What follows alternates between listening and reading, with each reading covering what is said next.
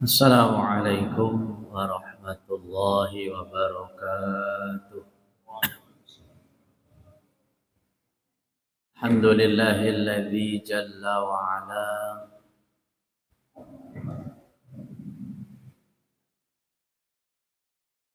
wa nashkuruhu syukra man ufiya minal bala. Asyhadu an la ilaha illallah wahdahu la syarika lahu fala mumatsila. وأشهد أن سيدنا محمدا نبيا ورسولا. اللهم صل وسلم وبارك على سيدنا وحبيبنا وشفيعنا ومولانا محمد صلى الله عليه وسلم وعلى آله وأصحابه ومن تبع هداه. قال الله تعالى في كتابه الكريم وهو أصدق القائلين: أعوذ بالله من الشيطان الرجيم. بسم الله الرحمن الرحيم. وكذلك أخذ ربك إذا أخذ القرى وهي ظالمة إن أخذه أليم شديد. وقال النبي صلى الله عليه وسلم: من كانت لأخيه عنده مظلمة من عرض أو مال فليتحلله اليوم قبل أن يؤخذ منه يوم لا دينار ولا درهم. فإن كان له عمل صالح أخذ منه بقدر عمل مظلمته، وإن لم يكن له عمل أخذ من سيئاته فحملت عليه. صدق الله العظيم وصدق رسوله النبي الحبيب الكريم ونحن على ذلك من الشاهدين الشاكرين والحمد لله رب العالمين. Jamaah salat maghrib Masjid Jami' At-Taqwa yang sama-sama dirahmati dan diberkahi oleh Allah Subhanahu wa taala. Sebelum kita melanjutkan kajian kitab Tanbighul Ghafilin karangan Imam Abu Lais As-Samarqindi pada kesempatan malam hari ini bertepatan dengan tanggal 19 Dzulqa'dah 1447 Hijriah yang juga bertepatan dengan tanggal 5 Mei 2026 Masehi. Marilah terlebih dahulu kita bersama-sama tidak lupa dan tidak bosan-bosannya untuk sama-sama bersyukur kehadirat Allah Subhanahu wa taala yang Maha Ghafur, Allah Subhanahu wa ta'ala yang tak henti-hentinya melimpah curahkan berbagai nikmatnya kepada kita sekalian. Baik nikmat masih ditetapkan dan dikuatkannya Islam, iman dan ihsan kita, nikmat sehat walafiat, maupun nikmat alhamdulillah masih disampaikannya umur kita, sehingga malam hari ini alhamdulillah kita bisa kembali duduk bersama di majelis yang mulia ini dalam rangka melaksanakan salah satu kewajiban kita, yaitu thalabul ilmi, untuk bekal hidup kita di dunia dan di akhirat nanti, dengan harapan mudah-mudahan dengan kita istiqomah menjalankan kewajiban tersebut Dosa-dosa dan kesalahan kita semua diampuni oleh Allah Subhanahu wa taala. Dan mudah-mudahan langkah kaki dan niat kita dari rumah menuju majelis ini kelak akan menjadi wasilah dan sebab dimudahkannya langkah kita semua masuk ke dalam surga. Amin ya rabbal alamin. Salawat ma'assalam, marilah sama-sama kita sampaikan kepada uswah kita, junjungan kita, yaitu baginda Nabi besar Muhammad sallallahu alaihi wasallam, berikut para keluarga, para sahabat, para pengikut dan juga umatnya ila yaumil qiyamah. Jamaah Masjid Jami'at Taqwa yang dirahmati oleh Allah Subhanahu wa taala, kita lanjutkan kajian kitab Tambighul Ghafilin yang sudah sampai kepada bab tentang kitabu ma jaa'a minadz zulmi, atau bab yang berkaitan dengan sifat aniaya atau dalam bahasa Arab disebut dengan kezaliman. Sebagaimana kita ketahui bahwa zalim merupakan salah satu dosa besar, bahkan dikatakan dosa yang sangat berbahaya, yang bisa jadi melenyapkan iman seseorang. Secara bahasa, zalim diartikan dengan aniaya atau menganiaya orang lain, baik dengan lisan maupun perbuatan. Zalim artinya secara syar'i dikatakan wad'us syai'i fi ghairi mahallihi, menempatkan sesuatu bukan pada tempatnya. Itu yang dinamakan kezaliman. Lawan daripada adil. Adil adalah wad'us syai'i fi mahallihi, menempatkan sesuatu pada tempatnya. Itu adil. Sedangkan zalim adalah menempatkan sesuatu bukan pada tempatnya. Kita umatnya Nabi Muhammad khususnya dan umat yang lainnya, sebagaimana dijelaskan oleh Allah dalam Al-Quran surat Fatir, summa awrasnal kitaba, kemudian setelah kami wariskan kitab, yaitu berupa Al-Quran, kepada orang yang kami pilih, alladzina astafainahu min ibadina, yaitu Nabi kita Muhammad sallallahu alaihi wasallam, dengan segala penjelasannya. Faminhum, tapi di antara kita, kata Allah, ada yang dzalimun li nafsih, ada yang mendolimi diri sendiri, ya. Au muqtasidun, atau orang yang pertengahan. Wa minhum sabiqul khairat, dan di antara kita ada yang sabiqul khairat, orang yang selalu mengedepankan kebaikan, orang yang berlomba-lomba dalam kebaikan. Pertama ada istilah zalimul nafsih, orang yang menganiaya diri sendiri. Kaitannya dalam kehidupannya, orang ini lebih banyak kejelekannya, maksiatnya dan dosanya ketimbang kebaikannya. Atau orang yang dosanya lebih banyak daripada kebaikannya, disebut zalimul nafsi. Orang kedua, golongan kedua, kata Allah, disebut muqtasidun, yang pertengahan. Dosa dan maksiatnya sama banyaknya. Tuh. Orang ini biasanya dalam istilahnya STMJ, salat terus, maksiat jalan terus. Ya. Wa minhum, dan sebagian kita manusia ini ada yang sabiqun bil khairat. Itu orang-orang yang lebih banyak kebaikannya, dosanya dikit. Nah, beratnya seperti itu.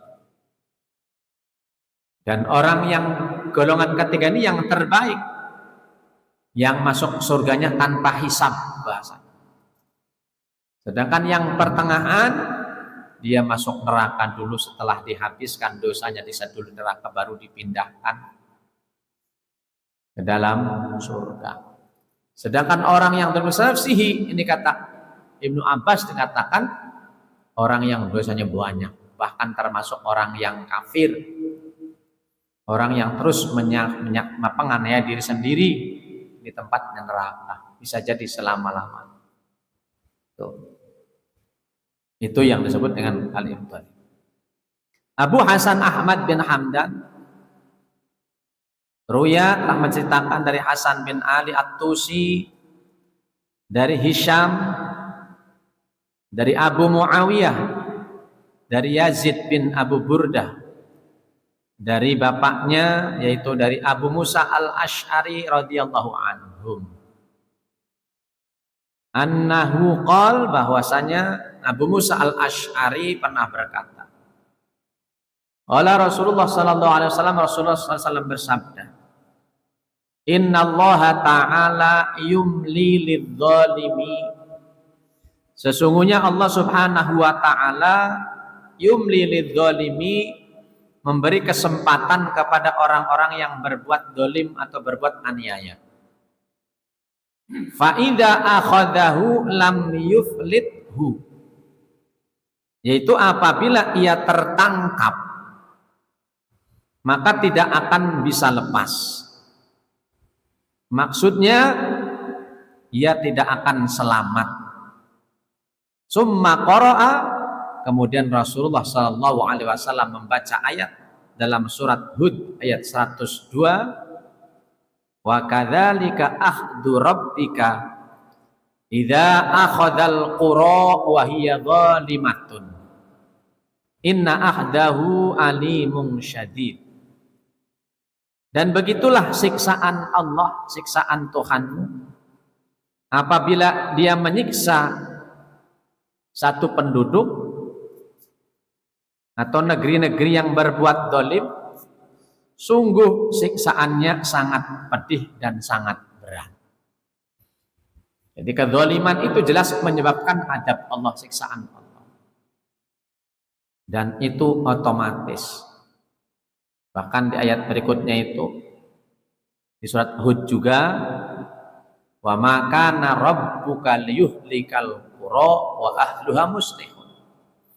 Ini kebalikannya. Allah tidak akan menimpakan adab, siksaan kepada satu kaum, satu negeri, satu penduduk, wa ahluha muslihun, selama penduduknya masih berbuat kebaikan. Tapi ketika penduduk itu berbuat kezaliman, maka otomatis Allah akan menimpakan adab. Itu banyak. Kaumnya Nabi Hud, kaumnya Nabi Soleh, kaumnya Nabi Lut, kaumnya Nabi Musa, dan masih banyak kaum-kaum para nabi yang Allah turunkan adab. Dari adab berupa angin puting beliung, dari adab berupa kelaparan, diterjang badai, dan lain sebagainya. Pun contoh-contoh itu bisa jadi mungkin kita sering lihat, baik itu di negara kita sendiri, di negara-negara lain, dan di dunia ini sering kita lihat bagaimana adab Allah. Seperti dulu ketika pernah terjadi tsunami di Aceh, itu yang luar biasa dahsyatnya. Itu termasuk salah satu alimun syadid, adab yang luar biasa. Kemudian yang kedua, dari Khalil bin Ahmad, dari Ibnu Mani, dari Ali bin Al-Ju'ad, dari Ibnu Abi Da'ab, dari Al-Ma'bari, dari Abu Hurairah radhiyallahu anhu. Sanadnya bersambung kepada Abu Hurairah radhiyallahu anhu. Qala, beliau berkata bahwa Rasulullah sallallahu alaihi wasallam pernah bersabda terkait dengan balasan daripada kedzaliman.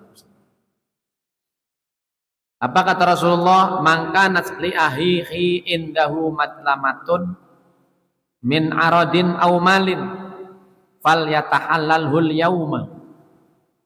Barang siapa yang pernah berbuat dolim kepada saudaranya, min aradin aw malin, baik itu berkaitan dengan kehormatan atau karena harta, maka hendaklah ia minta halalnya sekarang, jangan nanti-nanti. Tuh. Yauma la dinara wala dirhama, sebelum ia dituntut pada hari yang tiada dinar dan tiada dirham. Artinya hari kiamat. Kalau sudah nggak ada transaksi, nggak ada dinar, nggak ada dirham, nggak ada rupiah, seperti hari kiamat. Fa in kana lahu amalun shalihun, kata Nabi, di mana apabila dia mempunyai amal kebaikan, ukhidha minhu biqadri amali madlamatihi, maka amal kebaikan itu akan diambilkan daripadanya sesuai dengan kadar penganiayaannya, sesuai dengan kadar kedolimannya. Itu jika kita pernah berbuat dolim, ya, aniaya kepada saudara kita, baik itu karena masalah kehormatan atau masalah harta, termasuk utang piutang dan sebagainya, maka hendaknya minta halal sekarang juga sebelum dinar dan dirham tidak laku lagi, karena akan dituntut kita nanti pada hari kiamat di hadapan Allah. Iya, kalau kita punya kebaikan, kebaikan itu pun akan diambil sesuai dengan kadar dolim kita kepada orang lain. Wa illam yakun lahu amalun, tapi jika tidak mempunyai amal kebaikan, ukhidha min sayyiatihi fahumilat alaihi, maka kejahatan saudaranya itu diambil dan dibebankan kepadanya.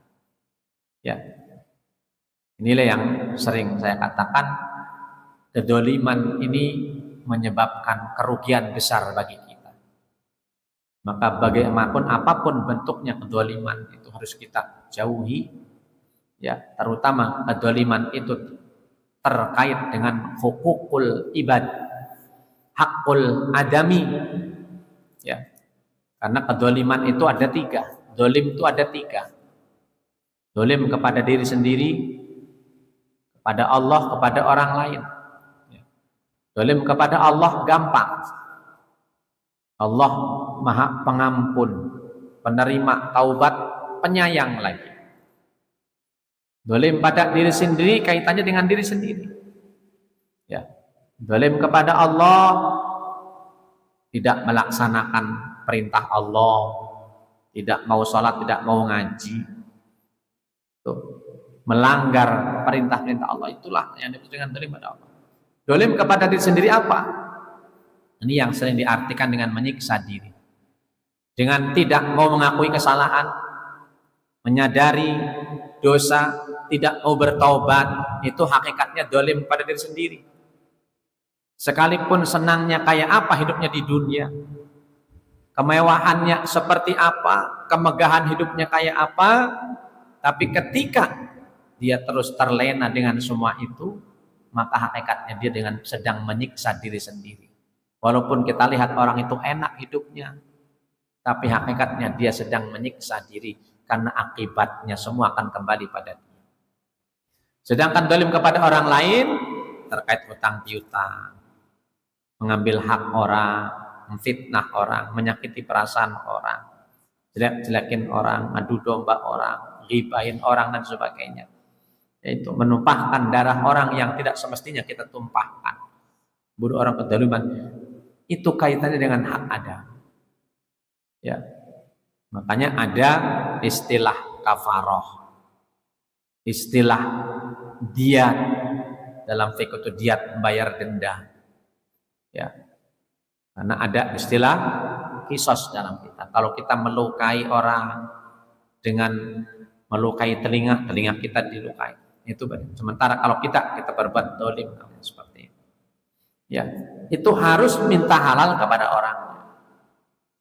Kalaupun damai, diatnya, dendanya berapa yang harus dibayar kepada orang yang kita lukai, bahkan keluarga yang umpamanya kita bunuh, baik sengaja atau tidak sengaja. Kalau sengaja dalam Islam jelas hukumnya kisos.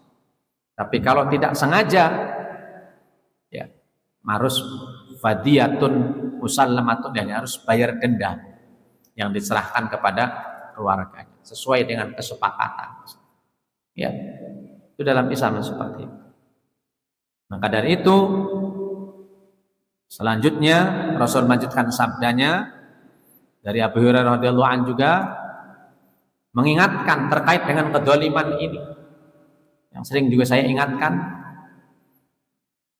Rasul bersabda kepada para sahabatnya, atadruna manil muflisu, tahukah kalian wahai sahabatku siapakah orang yang bangkrut itu? Qalu lahu, para sahabat menjawab, al muflisu man la dirhama wala dinaro wala mata'a. Orang bangkrut itu orang yang tidak punya dirham, tidak punya dirham, tidak punya kesenangan sedikit pun. Ya.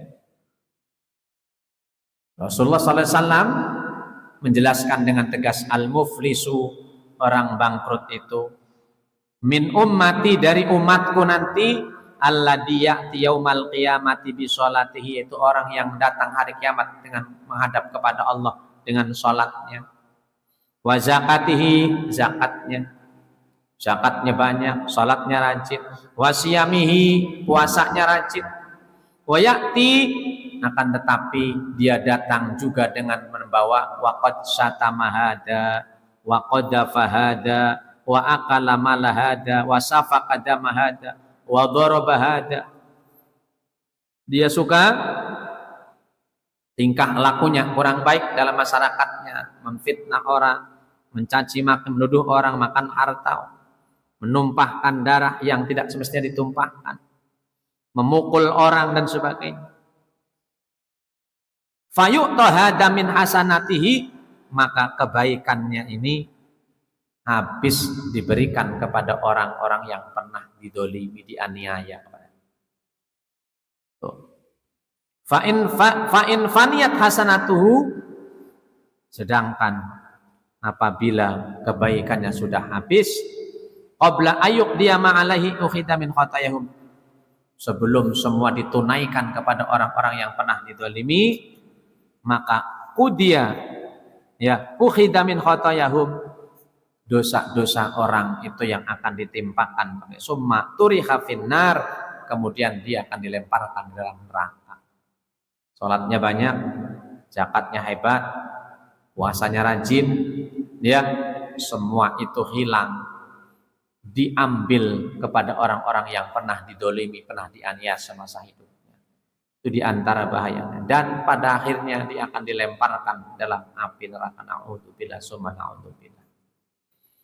Oleh karena itu Imam Abu Lais As-Samarqindi ya kan, bahwa beliau bercerita ada seorang yang setelah dikubur ditanya dia oleh malaikat Mungkar dan Nakir yang datang membawa cemeti. Itu tuh cambuk lah kalau bahasa yang lain. Lalu kedua malaikat itu, malaikat Mungkar dan Nakir, berkata kepada dia, kami akan memukul kamu 100 kali. Adribu kami atamarah, 100 kali. Si mayit yang dikubur berkata, malaikat Mungkar dan Nakir, saya sewaktu di dunia telah melakukan ini dan itu dengan menyebut amal kebaikannya. Tuh, malaikat Mungkar Nakir, jangan pukul saya karena saya waktu di dunia tuh amal saya disebutkan banyak. Lalu ia pun mendapatkan keringanan setelah disebutkan. Ya, hingga tinggal 10 kali pukulan. Diskon 90 berarti nanti 100 gara-gara kebaikan. Tuh.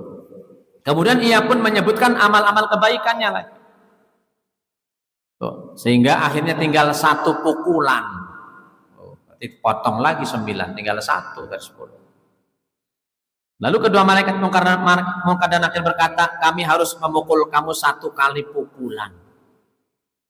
Kemudian kedua malaikat itu memukul mayit itu, lantas api menyala di dalam kubur itu. Orang itu, si mayit, berkata kepada malaikat, malaikat, kenapa kamu mukul saya? Mungkar Nakir. Kedua malaikat Mungkar Nakir menjawab, karena kamu pernah melewati orang yang dianiaya dan ia minta bantuan kepadamu namun kamu tidak mau membantunya. Oh, dia memang nggak punya kedoliman, tapi kesalahannya satu yang menyebabkan dia dipukul. Dia pernah lihat orang dianiaya yang minta bantuan, tapi dia masa bodoh tidak membantunya. Ya, itu seorang yang hanya tidak mau memberi bantuan, itu termasuk dolim. Bagaimana ya orang yang dianiaya mendapat ihsan itu karena berbuat dolim. Itu malaikat mungkar nakir tugasnya setiap hari memegang cambuk, tapi cambuknya nggak pas sembarang cambuk, dogem yang satu pukul saja semua makhluk di dunia ini semua menjerit. Seandainya manusia dan jin mendengar, langsung pingsan. Ya, jadi yang dengar itu makhluk yang lain kecuali jin dan manusia. Karena jika mendengar maka semua pingsan. Tugas malaikat mungkar dan nakir dalam. Tuh. Kemudian Syekh Maimun bin Mahram pernah berkata, sesungguhnya ada orang yang membaca Al-Quran sedangkan ia mengutuk dirinya sendiri. Lalu kemudian ditanyakan kepadanya, bagaimana mungkin seorang mengutuk dirinya sendiri? Lalu ia menjawab, Syekh Maimun Al-Mahram berkata, seraya membaca ayat Allah, ala la'natullahi ala dzalimin. Ingatlah, laknat Allah itu akan ditimpakan kepada orang yang berbuat zalim. Nah ini, dia baca Quran tapi mengutuk diri sendiri karena berbuat zalimnya tadi. Yuk. Maka Imam Abu Samarkandi mengatakan dalam kitab Tabligh ini, apa, tidak ada dosa yang lebih besar, kata Imam Abu Samarkandi, ya, daripada aniaya atau zalim. Karena dosa yang berkaitan antara kita dengan Allah itu, Allah zat yang pemurah, pemaaf. Ya, di mana Allah pasti akan berkenan menerima permohonan ampun. Sedangkan bila dosa itu berkaitan dengan sesama makhluk atau hak adami, hukul adami, maka tidak ada jalan lain bagimu, kata Imam Abu Samarkandi, melainkan kamu harus minta halal, minta kerelaan kepada orang yang teraniaya. Dari situ kata Imam Abu Samarkandi, orang yang berbuat zalim atau beraniaya harus segera bertaubat dari perbuatannya itu dan disempurnakan dengan meminta halal kepada orang lain.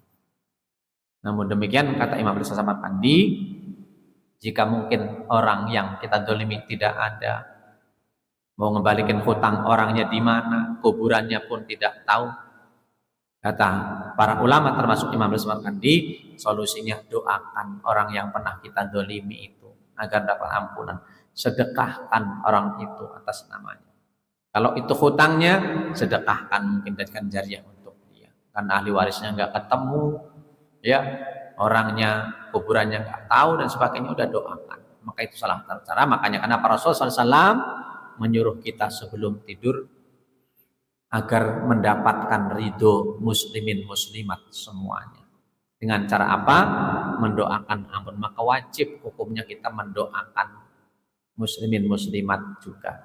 Jangan, makanya ada doa itu, ya Allah ampuni dosa kami, orang tua kami, guru kami. Waliman ahsana ilaina, dan ampuni dosa orang yang berbuat baik kepada kita. Waliman asa'a ilaina, dan orang-orang yang berbuat jahat kepada kita dan orang yang pernah kita jahati. Itu juga doakan. Ya, Rabbighfirli wali walidayya walil mu'minin wal mu'minat. Ya, yauma yaqumul hisab. Atau al-ahya minal amwat, yang hidup maupun yang sudah meninggal dunia. Jangan doa untuk sendiri saja. Muslimin muslimat doakan. Itu cara, kata para ulama, agar kita terhindar dari kerugian besar, diambil pahala kebaikan kita gara-gara kita tidak minta relanya. Maka doakan. Orang yang jahat pun kita doakan.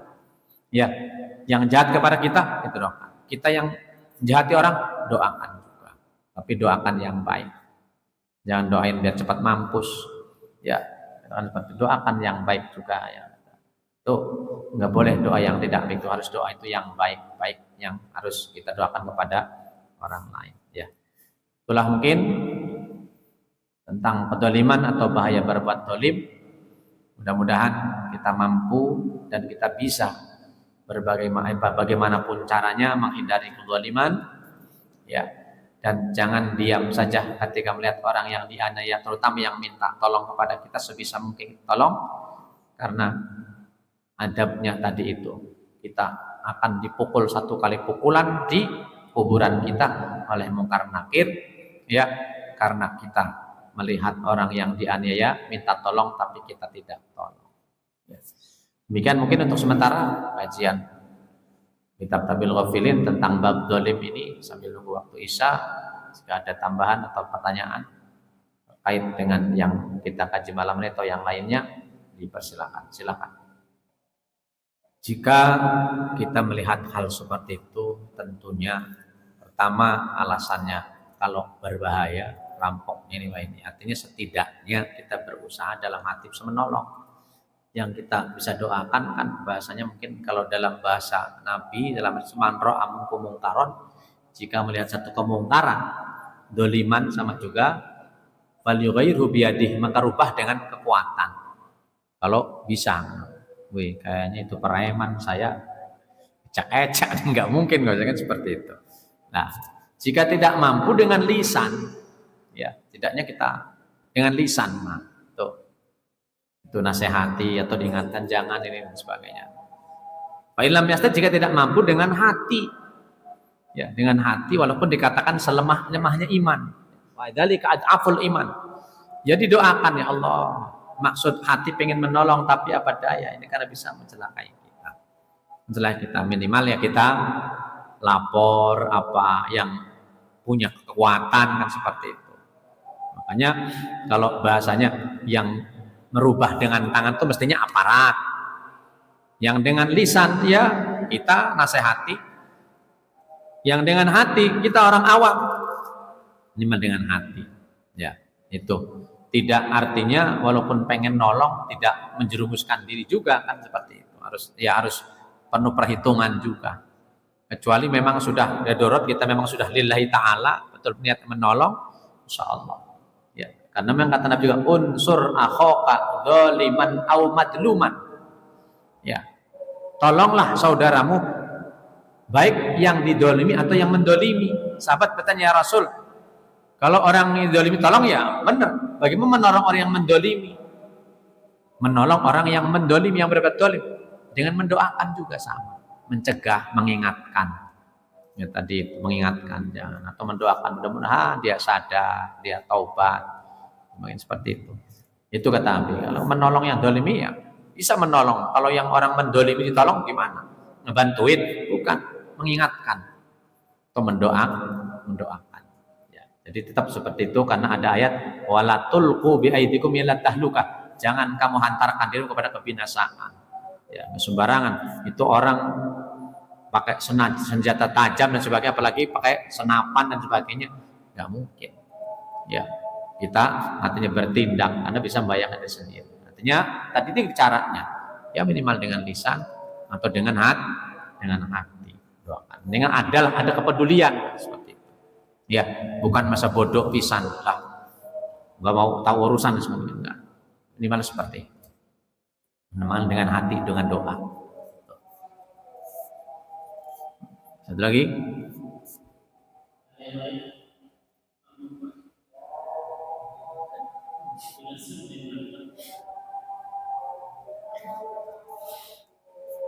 Baik, kalau sudah ada, kita cukupkan kajian malam hari ini. Mudah-mudahan insyaallah kita lanjutkan nanti di hari Ahad pagi. Semoga kita semua senantiasa diberikan oleh Allah keberkahan, keselamatan dunia akhirat kita, dan semoga kita digolongkan orang-orang yang husnul khatimah. Amin ya rabbal alamin. Ala hadhihi niyyah wa likulliyatin shalih. La hadratin Nabi al-Fatihah. A'udzu billahi minasyaitonir rajim. Bismillahirrahmanirrahim. Alhamdulillah rabbil alamin arrahmanir rahim maliki yaumiddin iyyaka na'budu wa iyyaka nasta'in ihdinas siratal mustaqim siratal ladzina an'amta 'alaihim ghairil maghdubi 'alaihim waladdallin.